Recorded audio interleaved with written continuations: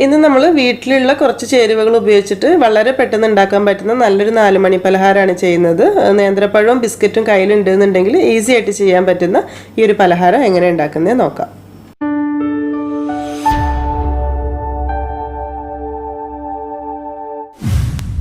അപ്പോൾ ഈ ഒരു സ്നാക്ക് ഉണ്ടാക്കാനായിട്ട് അത്യാവശ്യം വലിയ 2 നേന്ത്രപ്പഴം എടുത്തിട്ടുണ്ട്. കറക്റ്റ് അളവ് പറയുകയാണെങ്കിൽ ഒരു 400 ഗ്രാം ഉണ്ടാവും. നന്നായിട്ട് പഴുത്തിട്ടുള്ള പഴം തന്നെയായിരിക്കും ഈ ഒരു സ്നാക്കിന് നല്ലത്. പഴുത്ത് വരുന്ന ഒരു രീതിയിലുള്ള പഴം എന്ന് വെച്ചാൽ അത്രയ്ക്കൊരു ടേസ്റ്റ് കിട്ടില്ല. അപ്പോൾ അതുകൊണ്ട് എപ്പോഴും നല്ല പഴുത്തിട്ടുള്ള പഴം തന്നെ എടുക്കാനായിട്ട് ശ്രമിക്കുക. ആദ്യം ഈ പഴം ഒന്ന് പുഴുങ്ങിയെടുക്കണം. നിങ്ങൾ എങ്ങനെയാണോ പുഴുങ്ങുന്നത് ആ ഒരു രീതിയിൽ ചെയ്താൽ മതി. ഞാനിപ്പോൾ ഇവിടെ ഓവനിലാണ് പുഴുങ്ങിയെടുക്കുന്നത്. അപ്പോൾ ഓവനിൽ വെക്കാൻ പറ്റുന്ന രീതിയിലുള്ള ഒരു പാത്രത്തിലേക്ക് ഈ പഴം 2 പീസായിട്ട് മുറിച്ചിട്ട് കൊടുക്കാം. ഇതിലേക്കൊരു 3-4 ടേബിൾ സ്പൂൺ വെള്ളവും കൂടെ ഒഴിച്ചു കൊടുക്കുക. ഒരുപാടൊന്നും വേണ്ടി വരില്ല. ഓവനിലാവുന്ന സമയത്ത് വളരെ കുറച്ച് മാത്രം വെള്ളം മതി. പഴം പുഴുങ്ങിയിരിക്കുന്നത് ഓവനിൽ തന്നെ വേണമെന്നില്ല കേട്ടോ. നമ്മൾ എങ്ങനെയാണോ ചെയ്യുന്നത് ആ രീതിയിൽ മതി. ഇതാവുന്ന സമയത്ത് 5 മിനിറ്റ് കൊണ്ട് തന്നെ പെട്ടെന്ന് പരിപാടിയൊക്കെ കഴിഞ്ഞു കിട്ടും. എളുപ്പമാണ്. അപ്പോൾ ഓവനിൽ ചെയ്യുന്നത് അറിയാത്തവരുണ്ടെങ്കിൽ അവർക്കായിട്ട് പറയുകയാണ്. എപ്പോഴും ഓവനിൽ ഇതുപോലെയൊക്കെ ചെയ്യുന്ന ആവശ്യങ്ങൾക്ക് ഓവൻ പ്രൂഫ് ആയിട്ടുള്ള പാത്രങ്ങൾ തന്നെ എടുക്കണം. അതായത് നല്ല ബൗൾ തന്നെ നോക്കിയിട്ട് എടുക്കണം. ഇത് പിന്നെ ഓവനിലേക്ക് വെക്കുന്ന സമയത്ത് അടച്ച് വെച്ചിട്ട് വേണം വെക്കാനായിട്ട്. ഓവനിൽ നമ്മളിത് വേവിച്ചെടുക്കുന്നത് എങ്ങനെയാണെന്ന് വെച്ചാൽ മൈക്രോവേവിലാണ് ചെയ്യുന്നത്. മൈക്രോവേവ് സെലക്ട് ചെയ്തിട്ട് ഒരു 5 മിനിറ്റ്, നല്ല പഴുത്ത പഴക്കാണെങ്കിൽ 4-5 മിനിറ്റ് മതി. പഴത്തിൻ്റെ പഴുപ്പ് അനുസരിച്ചിട്ട് സമയം അങ്ങോട്ടോ ഇങ്ങോട്ടോ മാറ്റം വരും. മൈക്രോവേവിലാണ് കേട്ടോ, കൺവെക്ഷനോ ഗ്രില്ലൊന്നും അല്ല. 5 മിനിറ്റ് കൊണ്ട് പഴമൊക്കെ നന്നായിട്ട് വെന്ത് വന്നിട്ടുണ്ട്. പിന്നെ ഓവനിൽ നിന്ന് ഈ പാത്രം എടുക്കുന്ന സമയത്ത് ശ്രദ്ധിച്ചെടുക്കണം. ചിലപ്പോൾ പാത്രത്തിൽ നല്ല ചൂടുണ്ടാവാനുള്ള ചാൻസ് ഉണ്ട്. പിന്നെ നമ്മളിത് ഓവനിൽ നിന്ന് എടുക്കുന്ന സമയത്ത് കറക്റ്റ് പാകമായിട്ടില്ല എന്നുണ്ടെങ്കിൽ ഒരു 1-2 മിനിറ്റ് കൂടെ വെച്ച് കൊടുത്താൽ മതി. കറക്റ്റ് വെന്ത് കിട്ടിക്കോളും. ഇതിലൊഴിച്ചിട്ടുണ്ടായിരുന്ന ആ വെള്ളം കളയാൻ വേണ്ടിയിട്ട് പഴം വേറൊരു പാത്രത്തിലേക്ക് മാറ്റിയെടുത്തിട്ട് തൊലിയൊക്കെ കളഞ്ഞ് ഇതുപോലെ റെഡിയാക്കി എടുക്കുക. ഇതിന് ചൂടോട് കൂടെ തന്നെ നന്നായിട്ടൊന്ന് ഉടച്ചെടുക്കണം.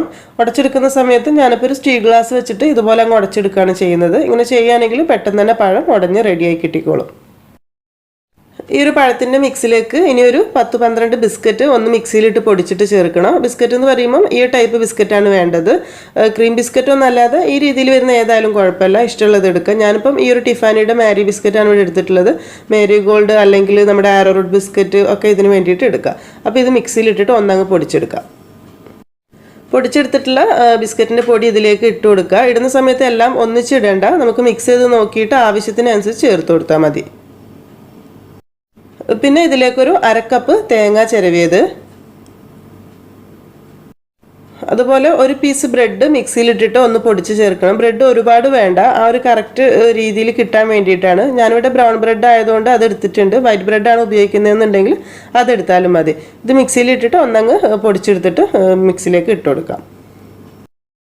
ഇനി മധുരത്തിന് ആവശ്യമായിട്ടുള്ള ഒരു 2-3 ടേബിൾ സ്പൂൺ പഞ്ചസാര ചേർത്ത് കൊടുക്കുക. നോക്കിയിട്ട് ചേർത്താൽ മതി, കാരണം പഴത്തിനും ബിസ്ക്കറ്റിനൊക്കെ അത്യാവശ്യം മധുരമുള്ളതാണ്. അപ്പോൾ നോക്കിയിട്ട് മാത്രം ആവശ്യത്തിന് ചേർത്താൽ മതി.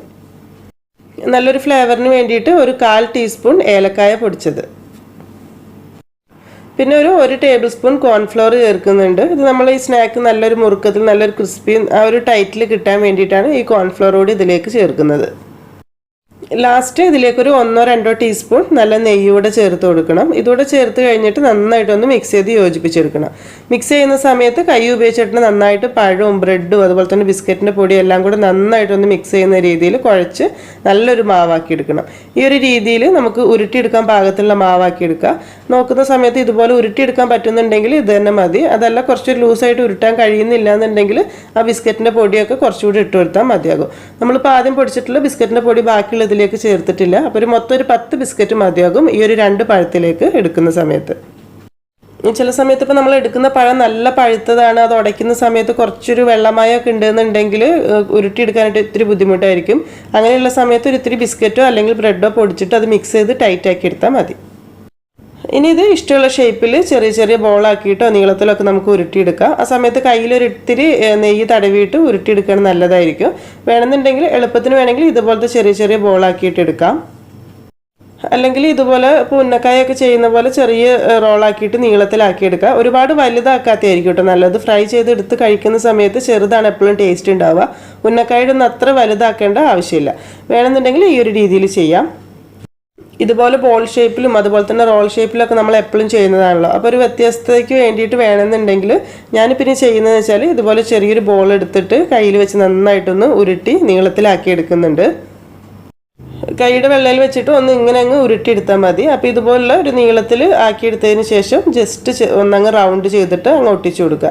ഒട്ടിക്കച്ചാൽ പഴം കൊണ്ട് തന്നെ അതങ്ങ് മിക്സ് ചെയ്തെടുത്താൽ മതി. ഇങ്ങനെ ആക്കിയതിന് ശേഷം ഒന്നങ്ങ് റൗണ്ട് ചുറ്റിച്ചു കൊടുക്കുക. നമ്മൾ റിംഗ് മുറുക്കൊക്കെ ഉണ്ടല്ലോ അതുപോലെ. ഇത് കാണുന്ന സമയത്ത് നല്ലൊരു വെറൈറ്റി റെസിപ്പി തന്നെയായിട്ട് തോന്നും. കാരണം ആ ഒരു ഷേപ്പ് കൊണ്ട് കേട്ടോ. കഴിക്കുന്ന സമയത്തും ഇങ്ങനെ റൗണ്ടിൽ ചുറ്റിച്ചെടുക്കുന്നത് നല്ലത് തന്നെയായിരിക്കും. അപ്പോൾ ഇതുപോലെ തന്നെ നമുക്ക് എല്ലാം ചെയ്തെടുക്കാം. എല്ലാം ഒന്നിച്ച് ചെയ്യേണ്ട. ഒരു സെക്ഷൻ ഇതുപോലെ റെഡിയാക്കിയിട്ട് എണ്ണയിലേക്ക് ഫ്രൈ ചെയ്യാൻ ഇടുന്ന സമയത്ത് അടുത്ത സെക്ഷൻ റെഡിയാക്കിയാൽ മതി. അപ്പോൾ വറുക്കാൻ ആവശ്യമായിട്ടുള്ള ഓയിൽ നന്നായിട്ട് ചൂടാവുന്ന സമയത്തേക്ക് ഇതിലേക്ക് ഓരോന്നായിട്ട് ഇട്ട് ഫ്രൈ ചെയ്യുക. ഓരോന്നല്ല, അത്യാവശ്യം ഇതിൽ കൊള്ളുന്ന രീതിയിൽ ഇടുക. പൊട്ടിപ്പോകുന്ന പ്രശ്നമൊന്നും ഉണ്ടാവില്ല. എന്ന് വെച്ചിട്ട് ഒരുപാട് ഒന്നിച്ചിടുകയും വേണ്ട. പിന്നെ ഇത് ഇട്ട ഉടനെ തന്നെ സ്പൂൺ വെച്ചിട്ടൊന്നും ഇളക്കേണ്ട. അത്യാവശ്യം ഒന്നങ്ങ് ഫ്രൈ ആയി വരട്ടെ. ആ സമയത്ത് തിരിച്ചിട്ടാൽ മതി.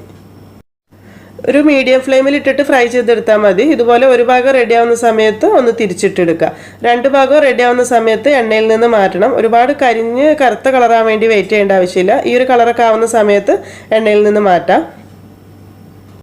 ഈ ഒരു കളറായി കഴിഞ്ഞ് പിന്നെ എണ്ണയിൽ ഒരു ഇത്തിരി നേരം കിടക്കുമ്പോഴേക്കും പെട്ടെന്ന് തന്നെ കരിഞ്ഞ കളറായി പോകും കേട്ടോ. കാരണം പഴമാണല്ലോ. അപ്പോൾ അതുകൊണ്ട് ആ ഒരു കറക്റ്റ് സമയത്ത് തന്നെ എണ്ണയിൽ നിന്ന് എടുക്കുക. അപ്പോൾ ബാക്കിയുള്ളതും ഇതുപോലെ തന്നെ ഇനി ഫ്രൈ ചെയ്തെടുക്കാം.